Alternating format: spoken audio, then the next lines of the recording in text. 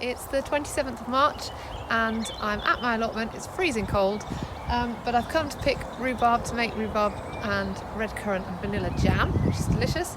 And I just want to show you how it's done, because with rhubarb you mustn't cut it, because if you do you can let in rot to the crown rot.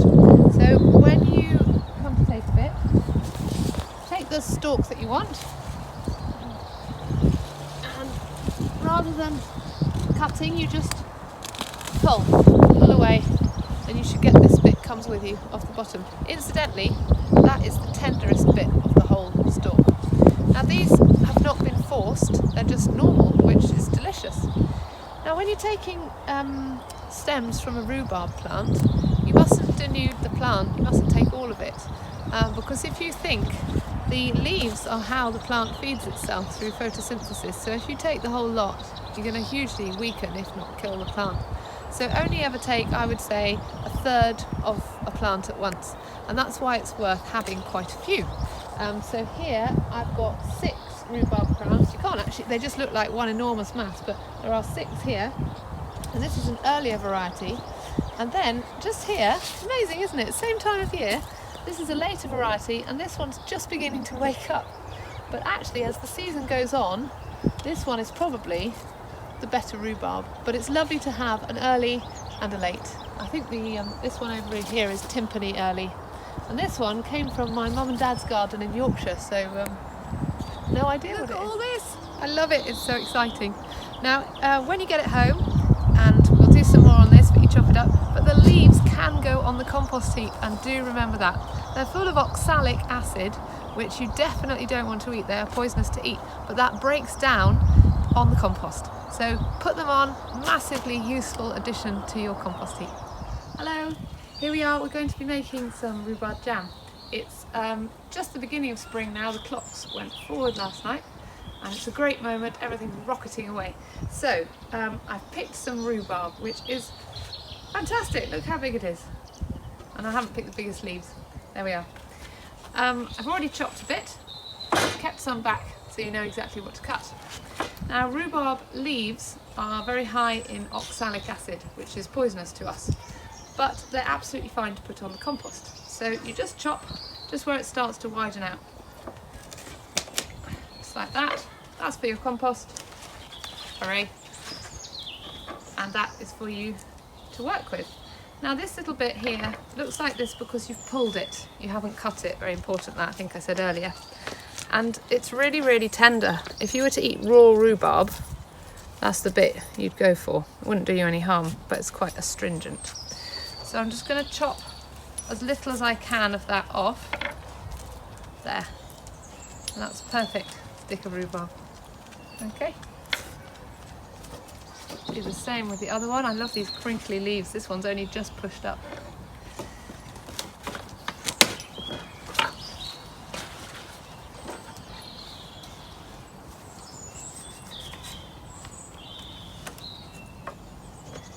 Next thing you want to do is just check it for mud and slugs.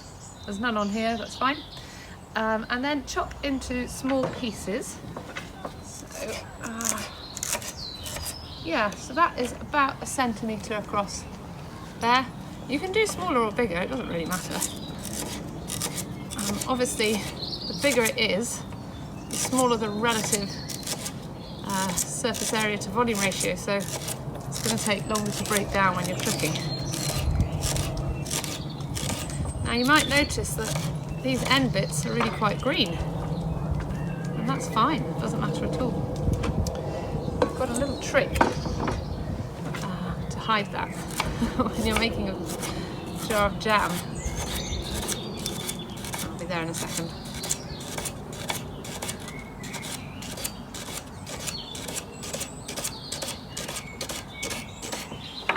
Okay, add that to what I did earlier. Now the trick is here. I don't know if you saw last year making red currant puree.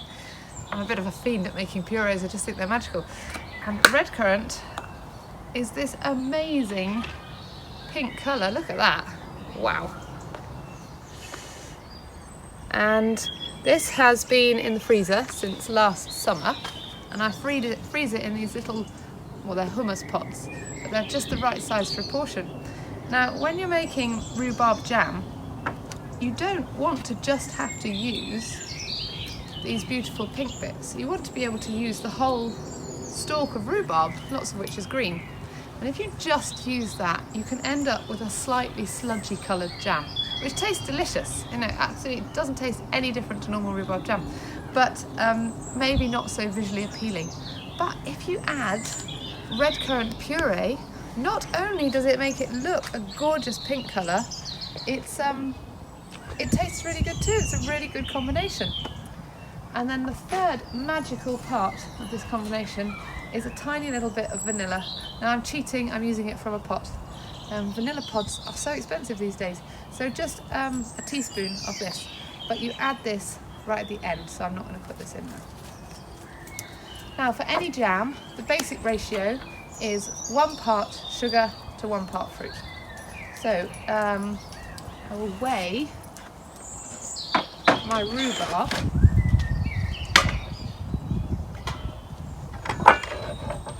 See how much we've got. Okay, that is 1,460 grams of rhubarb. So that's really, really simple. I'm just going to do 1,460 grams of sugar. But crucially, you don't put it in at the beginning. What I'm going to do first is add a tiny bit of water, just a splash, just so it doesn't stick to the bottom of the pan. Let this rhubarb soften and stir it a bit, break it up a little bit, and then add the sugar, and that applies to any jams. If you add the sugar at the beginning, the pieces of fruit don't soften, so you get big chunks. Now, if that's what you're going for, great, fine. Personally, I don't want that in a jam. I'd like my jam to be nice and easy to spread. I don't want to eat a great big chunk of fruit. So we're going to soften it, then add the sugar, then we'll go through the boiling stage. All right, see you in the kitchen. Okay, so I've softened up the rhubarb in the pan, and as you can see, it's not the most attractive colour. Delicious, but not beautiful.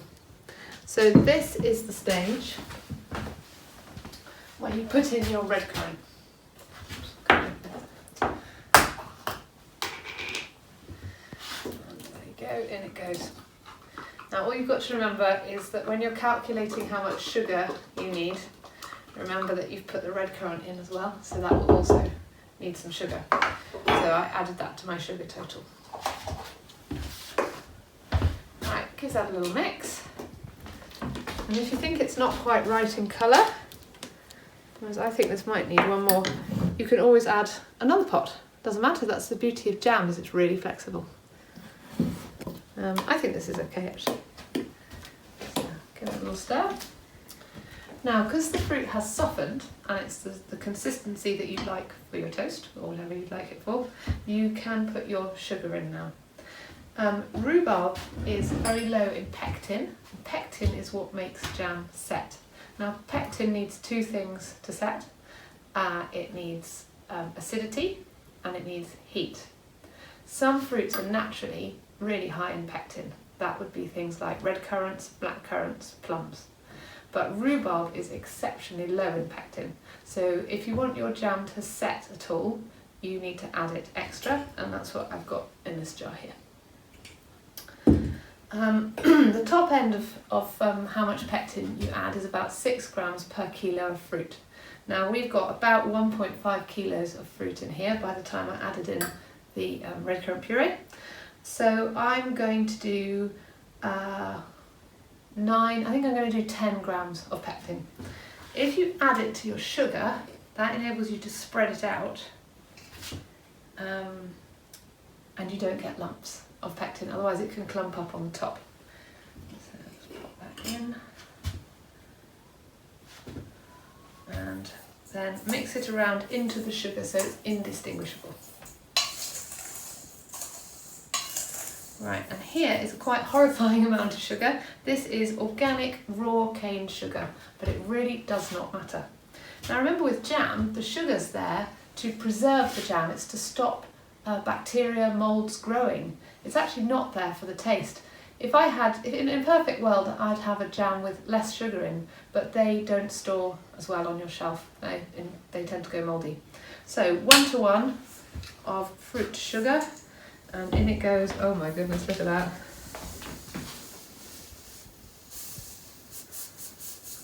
Not part of a public health campaign, that one. And we all eat jam in moderation. Stir it in. This is a lovely moment. Then, once that has all dissolved, I'm going to put that back on the stove and boil it until it reaches setting point. Well, that's a really unhelpful statement, isn't it?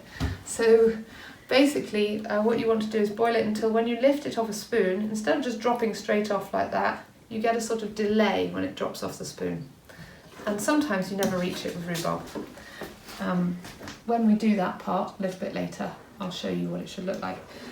But do remember that a jam doesn't have to set. You know, it's still delicious. That's just consistency. If you like your jam for going in yoghurt or in pudding or something, it doesn't matter if it's runny. You know, people are thrilled to have some runny jam. But I do prefer it a little bit set, so hopefully the pectin will do its work and we'll get a vaguely set jam. Oh, it's later the same day. I had to go out and do something, so I just left it at the stage before boiling, and then I've come home and started boiling it. Now, boiled it for 12 minutes. Now that is what I happened to boil it for. It's not a precise thing that you can time, because obviously it depends on the volume of jam that you're dealing with and the heat of your hob, various variables. Anyway, I've got to the point where when you put a blob on a plate, it doesn't run like that, and hopefully if I put my finger through the middle of it, it should leave a line. Oh yeah, look, it's wrinkling up. There you go. That's really good. So that is showing me that it's set. Oh, yum. Next thing I'm going to do is take the scum off, which sounds disgusting, but actually it's delicious. It's just all the foamy bubbles off the top. It doesn't look that good. So with a slotted spoon, just take that off, and then that will be eaten by the family on their toast over the next few days, and it's very, very nice. Wouldn't matter if it went in the jam, it's just cosmetic. Okay, that's that. I'll just pop that to one side and that'll set overnight. Now this is the bit I always forget, is to add the vanilla at the last minute. I'm not sure why, to be honest, but vanilla doesn't like being boiled. Maybe it's because it's in alcohol, I'm not sure. But what you want to do is add it once you have boiled your jam. And don't forget to give it a good stir so no one gets a huge great glob of vanilla in their jam.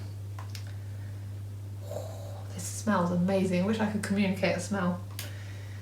Okay, so next you just want to have a jug on hand. Much, much easier to pour from a jug than it is from a pan. And slop it in. Watch out, this splashes in your face sometimes, especially if you've got lumps in. And then you just pour right up to the top. So in order for microbes not to grow, A, you've got loads of sugar in there, that should stop them, but B, you want very, very little air to get in. So while it's still very, very hot, you fill it to the brim, screw your lid on, tight, leave it. And as it cools, you'll hear them all going, and that's when it's sort of, I think it's forming a vacuum, because the air now, because it's colder, is taking up less space. So I'm just going to do that for the rest of them. And then we've got lots and lots of rhubarb jam, either to give away, or my son sells it for his pocket money. And that's lovely. We do it in all the same size of jars because we sell it. But if you're just doing it for yourselves, use anything you've got around, it's lovely. Anyway, enjoy your jam.